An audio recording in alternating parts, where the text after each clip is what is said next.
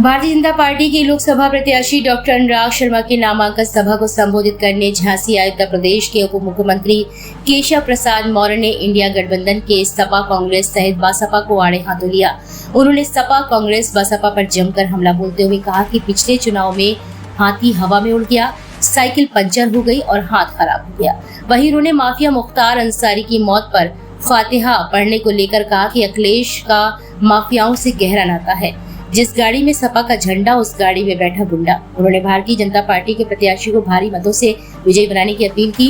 मंगलवार को भारतीय जनता पार्टी के झांसी ललितपुर लोकसभा प्रत्याशी डॉक्टर अनुराग शर्मा की नामांकन जनसभा को संबोधित करने झांसी आए उत्तर प्रदेश के उप मुख्यमंत्री केशव प्रसाद मौर्य ने सबसे पहले मध्य प्रदेश के जिला दतिया स्थित सिद्धपीठ मां पीताम्बरा देवी के दरबार में माथा टेक पूजन अर्चन किया। इसके बाद वह वाया रोड होते हुए झांसी नामांकन सभा को संबोधित करने मुक्ताकाशी मंच पर पहुंचे, जहां जनसभा में उपस्थित भीड़ को देख वह गदगद हुए और विपक्ष पर जमकर निशाना साधा। उन्होंने मोदी सरकार की हर घर जल योजना, फ्री राशन सहित कई योजनाएं परियोजना गिनाते हुए कहा कि आज इस जनसभा में जिस प्रकार परिसर खचाखच भरा है, उसी प्रकार 2024 लोकसभा चुनाव में ईवीएम भी खचाखच भर देना है।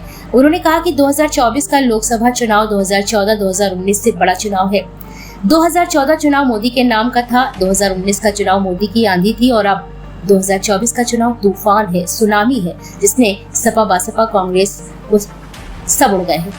उन्होंने कहा कि काशी से झांसी तक और गाजियाबाद से पूरे उत्तर प्रदेश, पूरे देश में कमल का फूल चारों ओर खिल रहा है।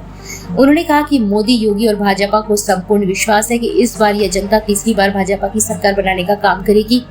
उन्होंने ये भी कहा कि 2014 से पहले भारत शीश झुकाता था, सैनिकों के शीश काट कर ले जाते थे, लेकिन 2014 में भाजपा का बटन दबाने के बाद आतंकवाद का सफाया हो गया। उन्होंने कहा कि हम सब संकल्पित हैं, 4 जून को 400 पार सीट लाना है। उन्होंने कहा कि मोदी है तो असंभव भी संभव हो जाता है। उन्होंने कश्मीर में धारा 370 हटाने, गरीबों को फ्री राशन, किसानों को कई योजनाओं का लाभ देने जैसी मोदी सरकार के वादे पूर्ण हुए बताया है।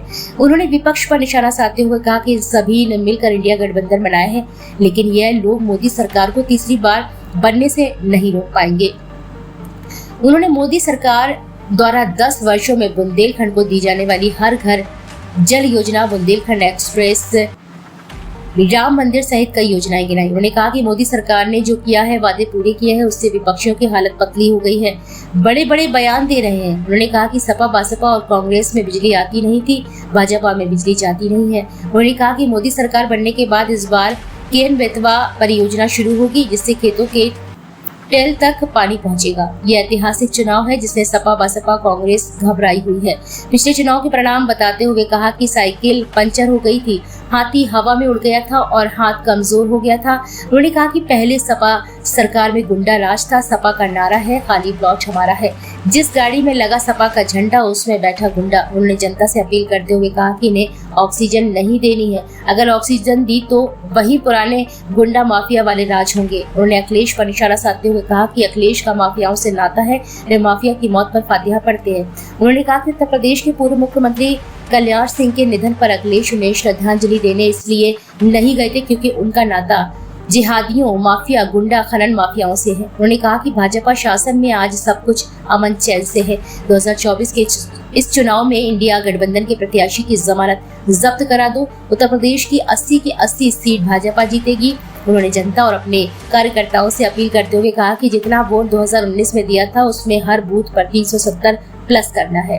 उन्होंने जनसभा में कार्यकर्ताओं और जनता में जमकर जोश भरा। इसके बाद रोड शो के माध्यम से प्रत्याशी अनुराग शर्मा को जिताने की अपील की। वहीं उन्होंने प्रत्याशी डॉक्टर अनुराग शर्मा का नामांकन पत्र दाखिल कराया। इस दौरान मंच पर सदर विधायक रवि शर्मा, बबीना विधायक जवाहर लाल, मोरानीपुर विधायक, ललितपुर विधायक, राज्य मंत्री मनुलाल कोहली, MLC रामतीर्थ सिंगर, रमा निरंजन, विधानसभा पति कुंवर मानवेंद्र प्रताप सिंह, जिलाध्यक्ष हेमंत परिहार, जमुना प्रसाद, सुधीर सिंह, धर्माचार्य, विष्णु दत्त, स्वामी हरि ओम पाठक सहित कई भाजपा पदाधिकारी और नेता उपस्थित रहे। इस भीषण गर्मी में जिस प्रकार से कार्यकर्ताओं का, समर्थकों का जनसैलाब उमड़ा है, मुझे पूरा विश्वास है श्री अनुराग शर्मा जी झांसी लोकसभा में 2014 और 19 का जो रिकॉर्ड है उसको तोड़ करके नया रिकॉर्ड बनाएंगे और 4 जून को जो 400 पार का लक्ष्य है उसको पूरा करने में बुंदेलखंड आगे रहेगा।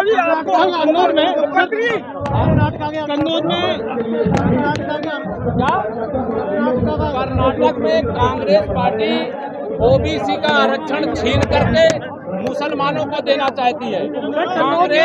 कांग्रेस नहीं रह गई, वो मुस्लिम लीग बन चुकी है। वो ओबीसी के आरक्षण पर डाका डालना चाहती है और ये डाका नहीं डाले। राहुल और प्रियंका डिसाइड नहीं कर पा रहा है वो कहाँ से लड़े। यूपी से चुनाव लड़ रहे हैं। समस्या है, हमारी समस्या नहीं है। 80 की 80 सीटें नहीं मना कर दिया। अगर वो मना कर रहे हैं तो भाजपा की लहर कितनी करारी है इसका ये संदेश है।